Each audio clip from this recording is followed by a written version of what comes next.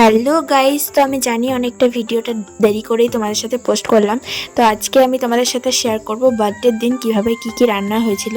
তো দেখলে এখানে অনেক রকম সবজি কাটা অ্যান্ড মাটন নিয়ে আসা হয়েছিল, চিকেনও ছিল অ্যান্ড ছিল এখানে একটা মাছ। তো চিকেনটা আর এখানে পোস্তও ছিল অ্যান্ড চিকেনটার জন্য ছিল রাতের জন্য। আর এখানে দেখো মশলা রেডি করা হয়েছিল।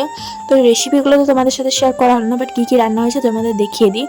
দেখো এখানে অনেক রকম ভাজাগুলো বললাম না, তোমরা দেখে আশা করি বুঝতে পারছো। ডাল, মাটন, এখানে ছিল পায়েস, চাটনি, পাঁপড় ভাজা ছিল অ্যান্ড 7 রকম মিষ্টি অ্যান্ড ছিল দই, আইসক্রিম। আর ভাজাগুলো দেখে নাও অনেক রকমের, পোস্তর বড়া থেকে তারপর পোস্ত, শাক অ্যান্ড কুমড়ো ভাজা, তারপর ছিল উচ্ছে, তারপর ছিল একটা কাঁকরোল ভাজা, বেগুন ভাজা, ঢ্যাঁড়স ভাজা, অনেক রকম অ্যান্ড স্যালাড ছিল, লঙ্কা ছিল। তো ফার্স্টে আমি শাক দিয়ে ভাতটা স্টার্ট করলাম। তো আমি তো কনফিউজ কী দিয়ে খাবো। তো দেখো আমি এই লুকটাও ক্রিয়েট করেছিলাম বার্থডে স্পেশাল। একটা শাড়ি পরেছিলাম মায়ের অ্যান্ড একটা হোয়াইট কালারের ব্লাউজ ছিল, কারণ ম্যাচিং ব্লাউজ আমার কাছে ছিল না সেই মুহূর্তে। তো লঙ্কাটা তো আমি খাবো না, বাট এগুলো দিয়ে আমি খাওয়াটা শুরু করলাম। তো তোমরা দেখতেই পাচ্ছ অনেক রকমের পটল ভাজাও ছিল। তো খাবার টেস্টে তো কিছু বলারই নেই, মায়ের হাতের রান্না তোমরা বুঝতেই পারছো। তো প্রচণ্ড সুন্দর ছিল অ্যান্ড তোমাদের দেখাবো যে মাটনটাও কেমন। তো এরপর দেখো একটা কুমড়ো ভাজা নিয়েও টেস্ট করে দেখে নিলাম। কুমড়ো ভাজা খেতে আমার বেশ ভালো লাগে, কারণ একটু মিষ্টি মিষ্টি হয়। তোমরা যারা এখনও খাওনি অবশ্যই খেয়ে টেস্ট করতে পারো, প্রচণ্ড সুন্দর লাগে। হ্যাঁ, তারপর কুমড়ো ভাজাটা ভাতের সাথে একটু মাখিয়ে নিলাম, খেতে আরও বেশি টেস্টি। মানে কী দিয়ে যে ভাতটা খাবো আমি ঠিক কনফিউজ হয়েছিলাম যে আদৌ কী দিয়ে খাবো ভাতটা, যেহেতু ভাত অল্পই নিয়েছিলাম। এত রকম খাবার ছিল, কখন ঠিক শেষ করবো বুঝতেই পারছিলাম না। ভিডিওটা দিতে অনেক দেরি হয়ে গেছে, তার জন্য সবাইকে সরি বলে দিচ্ছি, কারণ আমার বার্থডে ছিল 12ই সেপ্টেম্বর। আজকে কতদিন হয়ে গেল।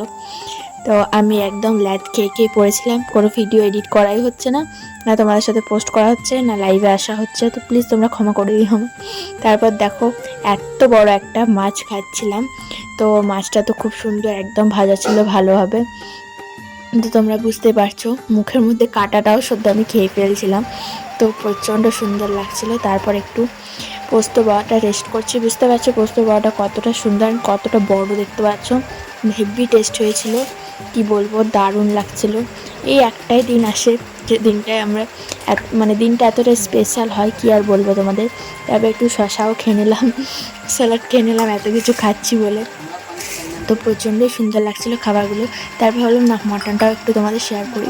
দেখো মাটনটাও খুব সুন্দর হয়েছিল, ভাত দিয়ে ভালোভাবে মাটনের ঝোলটা দিয়ে মেখে খাচ্ছিলাম, প্রচণ্ড সুন্দর।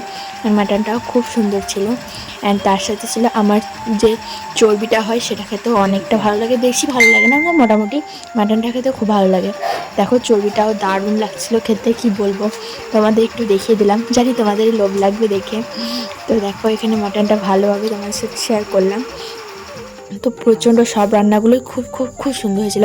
তারপর দেখো এখানে রাতের জন্য চিকেন আনা হয়েছিল, তোমাদের আগেই বলেছিলাম। তো চিকেনটা আমি রান্না করেছিলাম। তো রাতে দেখো রুটি, মিষ্টি অ্যান্ড স্যালাডের জন্য কিছু পেঁয়াজ নিয়েছিলাম অ্যান্ড এখানে কষা চিকেন ছিল, যেটা আমি রান্না করেছিলাম। আমি চিকেন রান্না করতে খুব ভালোবাসি অ্যান্ড পারিও ভালো, নিজেই বলেছি।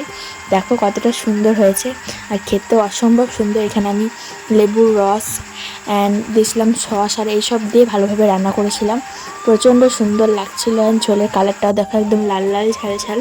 তো খেতেও প্রচণ্ড টেস্ট হয়েছিলো। লাইটটা অফ ছিল সেজন্য ভালোভাবে তোমাদের দেখাতে পারলাম না খাওয়াটা আর কি দেখবে, খাবারটা দেখলেই হলো। তোমরা এভাবে বানিয়ে খেতে পারো, প্রচণ্ড টেস্ট হবে। তো দেখো কতটা সুন্দর সেদ্ধ হয়েছিল, মুখে দেওয়ার মাত্রই খুলে বেরিয়ে আসছিলো চিকেনটা, প্রচণ্ড সুন্দর।